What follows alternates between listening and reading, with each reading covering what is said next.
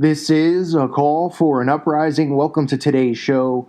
I wanted to do a video just on some famous Freemasons. I think you'll find it interesting because I want to show you how all of these controllers, these people who are the heads of major industry, it's not just celebrities, it's not just past presidents. It's pretty amazing that we're supposed to believe this is a coincidence, that it just so happens that all of these people who became, huge famous inventors and presidents and founders of companies like IBM and Chrysler, that these guys just were all, in a Freemason lodge in their town and just happened to be so talented and so smart. It had nothing to do with networking and control and power, which is exactly what all these secret societies wield. And this is how these people get in these positions. So they only list 14 presidents to date as Freemasons, but there's no way that every single one isn't. Some of them just never, you never find out that they are Freemasons. You got Truman, Ford, Roosevelt, Taft, Garfield, Buchanan, Jackson, Monroe, George Washington. But here are some of the interesting ones. Let's get past presidents and look at people like Benjamin Franklin, right? One of the 13 Masonic signers of the Constitution of the U.S. Now, why is Ben Franklin so interesting? Well, it's interesting because a story that many people don't know about Ben Franklin is the fact that they were digging underneath his house, almost like John Gacy, and found a lot of bodies and bones because apparently in his spare time, he was really into anatomy. This is what we're supposed to believe. And he was just really into it, children's anatomy, and that's why there's a lot of children's bodies under the house. And, he just happened to leave them there because that's what they say. They say, well, he was doing it as a science experiment. Oh, okay. So after he was done with his science experiment, wouldn't he return the bodies to whoever so that they can have a proper burial? Or is it normal to do a science activity and then to bury the bodies underneath your home? Now, why is this important? Well, because we know satanic, ritual abuse and Satanism and the occult, how they do these rituals that involve children.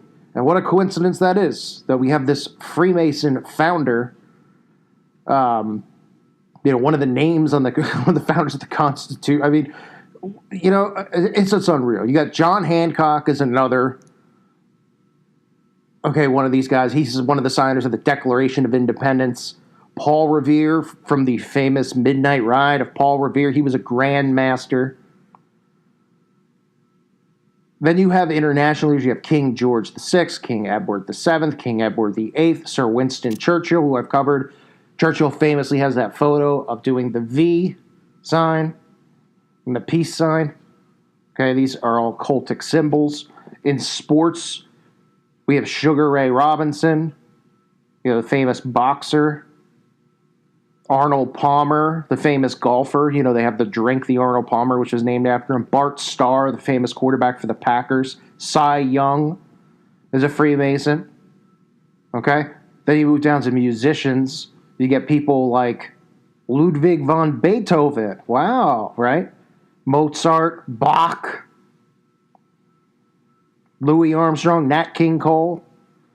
Entertainers out there who are Freemasons and admit to, and there's a lot more than this, obviously. I know Richard Dreyfuss, they got Richard Pryor on this list, John Wayne, the famous John Wayne, Roy Rogers, Will Rogers, okay? But these are the ones that I find most interesting. The industrialists and the entrepreneurs. Because remember, Freemasonry, a lot of it, all of these secret societies, but specifically Freemasonry, they use philanthropy and charity as a way to keep people from smelling the crap that they're, not smelling the crap that they're up to. They sniff them away and like, oh, he's raising money doing this, and he's a charitable man, and oh, yay, what a wonderful person. They don't worship Lucifer. Okay, look at some of these people who ended up becoming famous entrepreneurs. How about King C. Gillette, the founder of Gillette Razor Company? That must be a coincidence, right?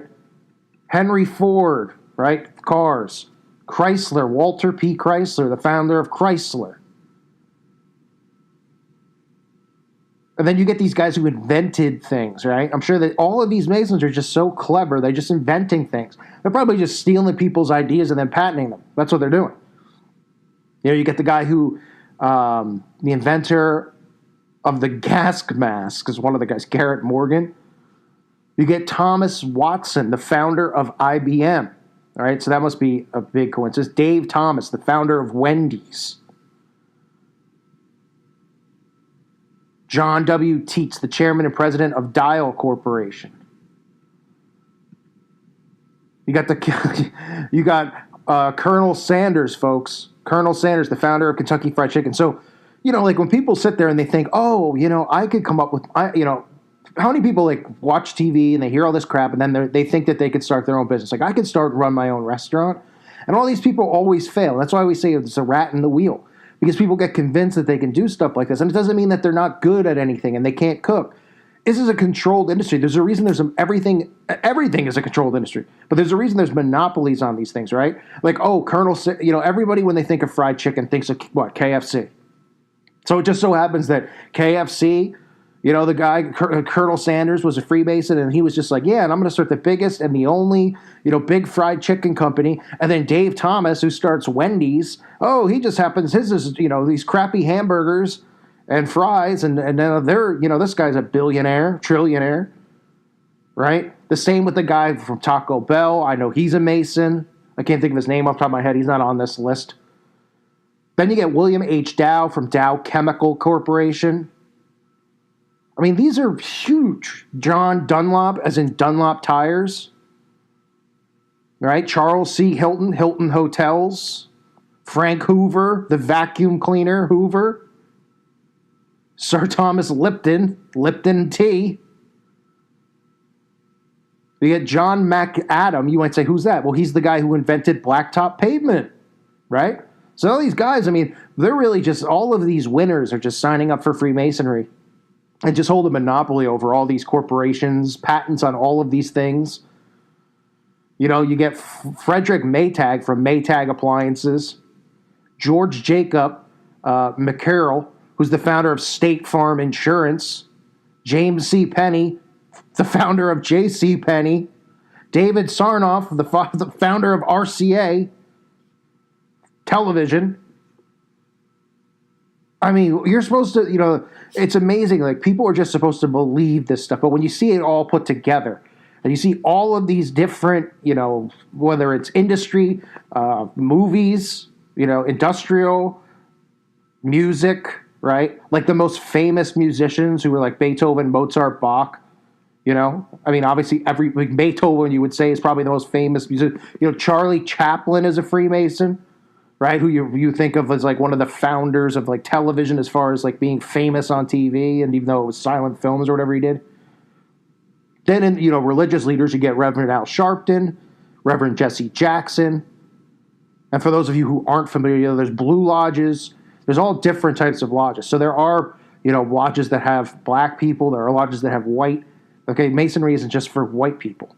It's for all of these people are all, they're all just as guilty. They're all networking and doing this stuff in secret, right? And they wonder why, if they don't believe in Lucifer, why are they doing all this stuff in secret? Why are they, controlling all of these industries? Then you get a lot of these guys in Congress. I mean, I can go through the list. Probably don't really care, but, Prince Hall, Thurgood Marshall for Supreme Court Justice, famous explorers, at least we're told they're famous explorers. Neil Armstrong, obviously, all the all these fraud astronauts who never went anywhere. We're all Freemasons, of course. Of course they are. Douglas MacArthur, the 5-star general. I mean, look at this. I mean, this is just a site that doesn't even have, this is Ezekiel Grand Lodge showing, famous Freemasons, right? And there's tons of people that aren't on this list, tons. Dr. Ernest Everett Just, founders of Omega Sci-Fi, whatever that is. Daniel Hale Williams, first surgeon to perform open heart surgery. Can't make this stuff up. A lot of these guys in the list, you won't know who they are, but they're presidents of universities, big college universities. The founder, Robert E. Baylor, the founder of Baylor University.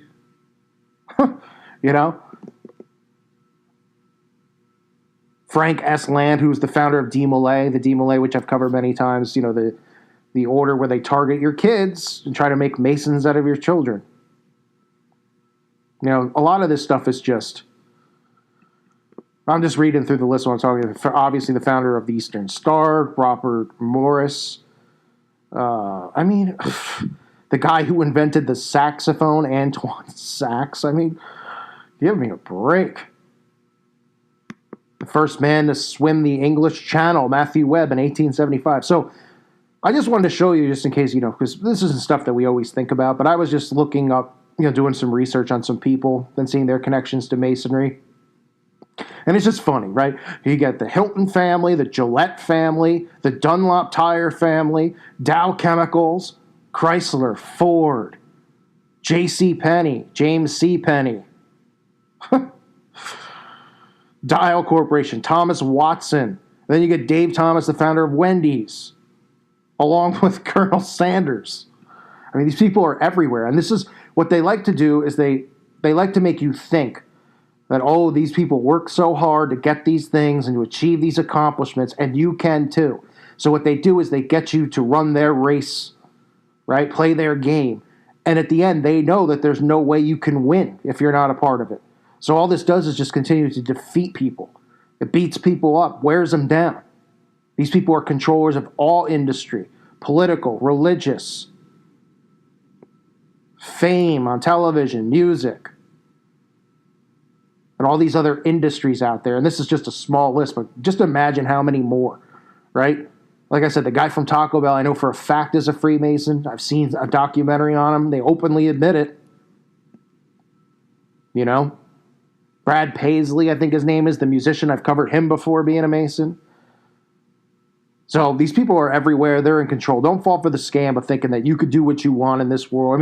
Technically you can try to do what you want, but just don't wake up one day and think you could start the next Wendy's or the next tire company like Dunlop or whatever, because you can't.